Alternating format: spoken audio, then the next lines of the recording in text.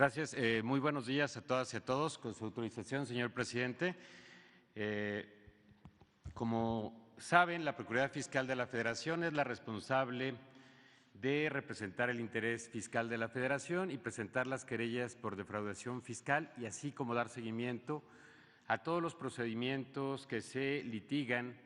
en los diferentes tribunales del Poder Judicial Federal para defender el interés fiscal, el interés y los recursos de todas y todos los mexicanos. Este caso que voy a plantear, como lo ha señalado el señor presidente, es un caso relevante, no solamente por el monto, que es un monto de recursos importantes, sino por el contexto en el que se da y cómo ha sido manejado el proyecto que plantea resolver este asunto, que será discutido o que se ha planteado ser discutido el día de hoy en la segunda sala de la Suprema Corte de Justicia de la Nación. Presentamos esta presentación denominado caso Gustavo Cárdenas Fuentes, que ustedes pueden ver en la pantalla. ¿Quién es Gustavo Cárdenas Fuentes? Es una persona física que ha sido identificada como tío de Luis Cárdenas Palomino y quien además funge como representante legal de OPSES de México SADCB, que ha encabezado diversas operaciones financieras, no solamente en esta empresa, sino también en algunas otras, y que fue beneficiaria de distintos contratos en la pasada administración, principalmente en lo que es hoy la Secretaría de Seguridad y Protección Ciudadana, diversas entidades como el Gobierno de Michoacán, Nayarit, en la Policía Federal y el Servicio de Protección Federal, regularmente vinculado a artículos de inteligencia y de comunicación. Como un dato relevante en este caso, el señor Cárdenas Fuentes adquirió un Ferrari 458 Spider 2014 por 5.6 millones de pesos y fue beneficiario de una donación de un inmueble por 50.8 millones de pesos en septiembre del 2016. Estos son solo algunos datos que nos permiten dimensionar esta problemática. Adicionalmente, como ya muchos de ustedes han dado cuenta en medios de comunicación, en muchas notas periodísticas y en el trabajo de investigación que realizan, esta persona se refiere a tenido contratos o tuvo contratos en la pasada administración por más de 600 millones de pesos en distintas dependencias, además de que ha sido señalado de formar parte de la organización criminal vinculada a Cárdenas Palomino y evidentemente a Genaro García Luna,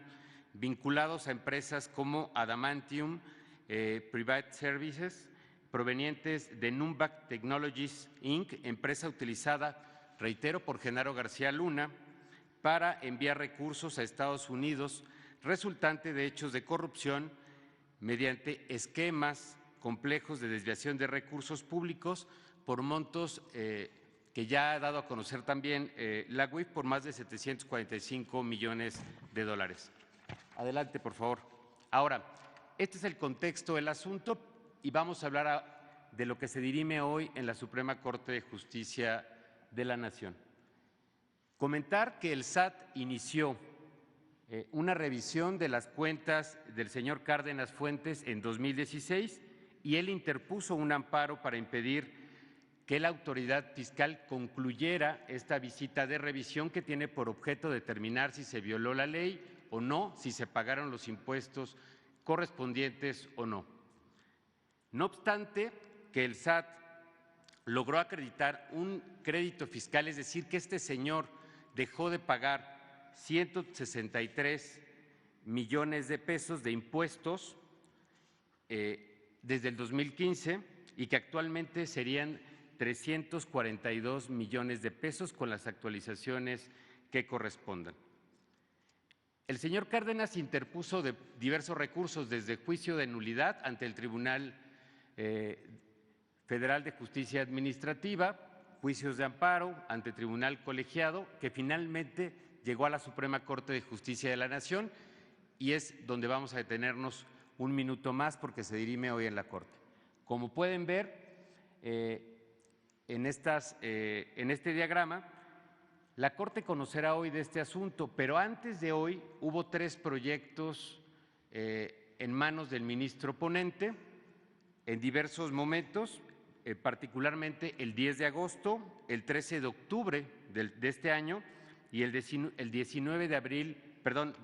el 13 de octubre de 2022 y finalmente el 19 de abril del 2023. Estos proyectos en su momento eran resoluciones que fueron públicas y eran en favor del SAT y de la determinación del crédito fiscal, es decir, que esta persona debía impuestos al Estado mexicano y que debía pagarlos. Adelante, por favor. Sin embargo, a inicios de mayo de este año, el ministro ponente presentó un nuevo proyecto, pero ahora plantea conceder el amparo a Cárdenas Fuentes, cambiando el criterio sostenido previamente por la Sala, primero por su proyecto y después por la Sala, porque ha mantenido un criterio para resolver asuntos similares, lo que conduciría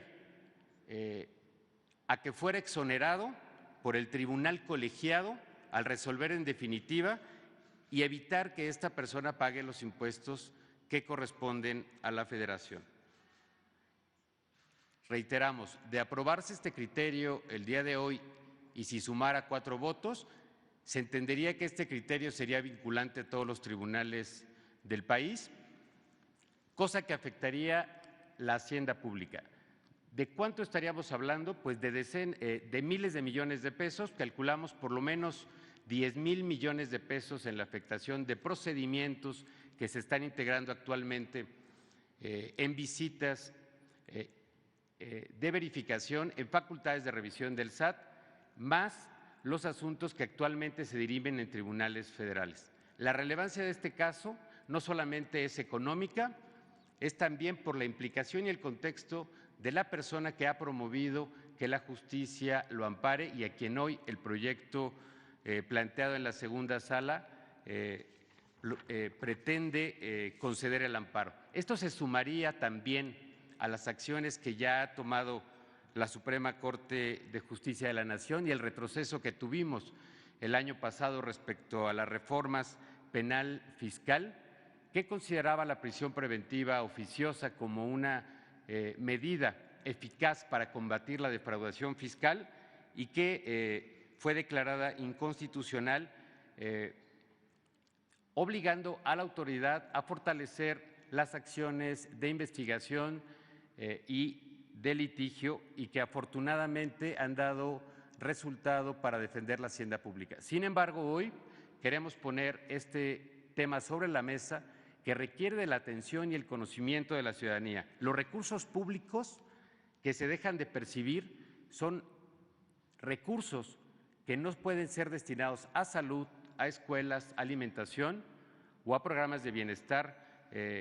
como los que encabeza y ha planteado el presidente de la República, el licenciado Andrés Manuel López Obrador. Es cuanto, señor presidente.